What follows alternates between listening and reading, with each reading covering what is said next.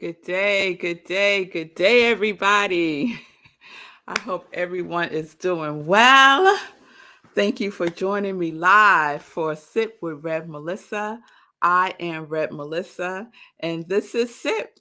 And SIP stands for Spirit in Practice, where we practice because practice makes progress. It is the truth. It is the truth. I don't know why my glasses look like foggy-ish. Okay, let's just wipe those down. I don't have on a mask, so it shouldn't be clouding up like that. All right. All right. There we go. So welcome again, everyone. I am Rev Melissa. I am an ordained interfaith minister, a licensed religious science practitioner, a spiritual life coach, and the spiritual director, senior minister at Rockland Centers for Spiritual Living here in New York. And all of that is my ministry of joy, where I support people in living life in joy, connected to their yes. So if you need support, reach out to me. Just reach out and we can set up some time to talk. Yes, yes, yes. So I think I'm going to change my glasses because those keep doing something weird. So let's just change the glasses. And let me just say good morning to you, Tim. I hope you're doing well. I hope you're doing well. Yes, yes, yes. It's good to see you. It's good to see everyone joining in for today's sip. And so, whew, I got warm all of a sudden. Maybe that's why my glasses were fogging up, but I'm going to wear these instead, Nan, because those blue ones, they are not doing it for me today. So I got glasses all over the house. So good day, everybody. So I think I am complete with our marathon series. And it was a wonderful series, wasn't it? Mm. It was a wonderful series. I learned so many things. I hope you learned some things too, like the origin of the marathon and how it used to be 25 miles and it became 26.2 miles because of the British royal family and the goddess of victory, Nike, all that wonderfulness. And the highlight of it all was Sekou running the New York City Marathon, crossing the finish line. It was amazing. It was spectacular to be there, to see him running through Harlem with Nan. It was just an amazing experience. And I shared what my experience was of the whole thing yesterday in yesterday's sip. So if you missed it, please catch the replay. I even shared the video when Nan and I saw Sekou running, first walking, and then he started jogging, y'all, in Harlem as he was heading towards the finish line. So it was extraordinary experience. So I was thinking about where we're going next. Where are we going next, Bonnie? That's what I was thinking about when I woke up this morning. Because the download wasn't right there. Thank you, Bonnie. She said you're a good journal. You're a good journalist. Thank you.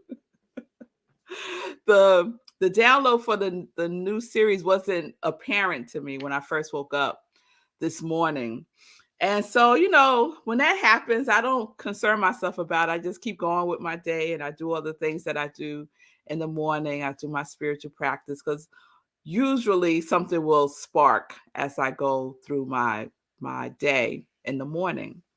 And sure enough, that happened today, right?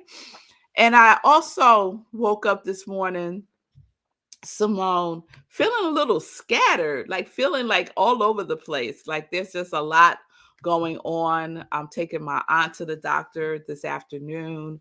My girls were out of school yesterday for election day. I hope everybody voted. And so they had to go to the eye doctor and then get glasses. It was just a whole lot going on yesterday, and I woke up feeling like all over the place, like pieces of me were just all over the place. And so, I stopped. I took some deep breaths to center myself, to gather myself, just to pause and to slow things down. You ever wake up and it's just whoosh, rushes at you, all the things, all the things that need to get done. So I said, let's slow it down, Melissa. Let's slow it down. And taking deep breaths, Linda, helps me to slow things down. That and doing my meditation. Oh, yes. Thank you, Nan. She said, off topic, but gorgeous necklace. Is that a Gladys Williams special? Okay, off topic. Sidetrack real quick. Yes, this is Gladys Williams. Amazing crystal matching earrings. Just extraordinary. Go to asantejewels.com and find yourself just extraordinary pieces of art that Gladys creates into jewelry. So this is one of a kind. She does one of a kind pieces. So you won't find this, but you'll find something. I promise you. It is amazing. Yes, yes, it is amazing. I needed this crystal energy on me today. So I was like, okay, girl, you're gonna wear a turtleneck and some crystals. That's what we're doing today. Turtleneck and crystals. So in my scatteredness, I became aware that I was also telling myself stories, right? You ever catch yourself telling yourself a story? And it's usually not a good story, right? Let's be honest, right? So I'm feeling scattered. I realized that I'm telling myself a story when I started to slow down. And it made me think about stories we tell each other, right? Not each other. Well, we tell each other stories too, but more stories that we tell ourselves. Stories that we tell ourselves. And that sparked my remembering a story that I read when I was preparing for my sermon last Sunday about a frog. So I went back to find the story because I didn't use it in my sermon, but I just love the story. And when things, you'll know me by now, when things like that just pop into my mind, my intuition, my knowingness, I follow it. I follow it because there's usually something there for me. And usually when there's something there for me, I think there's something there for you too. So I'm going to share this story. And it's from the book Learn to Live by Irvin Seal. And it's a new thought interpretation of the parables. But this story, I guess you could say it's a parable also, but it's a really good story about a frog. Quick story. A frog fell into a deep rut on a muddy road. He jumped and jumped in an effort to get out, but to no avail. His friends stood around and watched and sympathized. But when evening fell, they all went home, leaving the frog in the deep rut. When morning came, they all returned and found the frog sitting on the side of the road, chirping a song of victory in the sunlight. His friends all inquired, how did you get out of that hole? How did you get out of that deep rut? The frog replied, a truck came along and I had to get out. A truck came along and he had to get out of that hole. He had to get out of that deep rut. So I said, okay, Spirit, you took me to this story. I am feeling scattered, not necessarily in a rut, but don't we sometimes get into a rut? That frog got into a deep rut, right? Now, we could say literally he was in a hole, right? But also on another level, on a spiritual level, we can find ourselves in a hole, in a deep rut, and telling ourselves stories about being in the rut. Now, what did his friends do? His friends was just like standing around looking at him, sympathizing, and then they went on about their business, leaving him there, right? And when they came back the next day, he was on the side of the road singing his song of victory. And they were like, "How did you get out?" And he said, "A big old truck was coming, so I had to get out." Right? Oftentimes, we wait. We wait until there's a semi truck coming our way for us to move. For us to move. We don't have to wait, right? We don't have to wait for a semi truck to be heading our way for us to move. The frog thought a new thought. That's what the story is telling us. When you find yourself in a rut, right? It's usually connected to some old thinking, some old patterns of limiting thinking, some old patterns of limiting belief, some old patterns of it. And what do we need to do? What did the frog do? The frog thought a new thought. Yes, he did. He thought, oh my God, that truck is coming. If I don't get my behind out of this rut, I'm going to get hit and squished and die. Right? So his new thought was, I can do this. I can do this. I can save myself. I could be my own hero, right, Sekou? I could be my own hero and think a new thought. Believe that I can get out of this situation. I can get out of this old pattern of thinking, these old beliefs that get me in a hole of doubt, of worry, of fear, of limitation, whatever it may be. And so, just like the frog, we have the power within us that we can use to move. To move. Now, when his friends came back the next day and the frog was on the side of the road, he just moved. He didn't move far. He just moved from being in the deep rut, being in a hole, to the side of the road. He took a baby step. He leaped out and he was right there. They didn't come back and he was gone, right? He wasn't like miles away. We only need to take a baby step to move ourselves gently and kindly out of our holes that we may find ourselves in. Yes, Wayne. Yes. One step and the next gets you where you're going. Yes. It only takes one step, one leap, one hop to move us. I think about if I allowed myself to follow the scatters, the scattering thoughts, right? And I know where they will lead me to because I've been there before, right?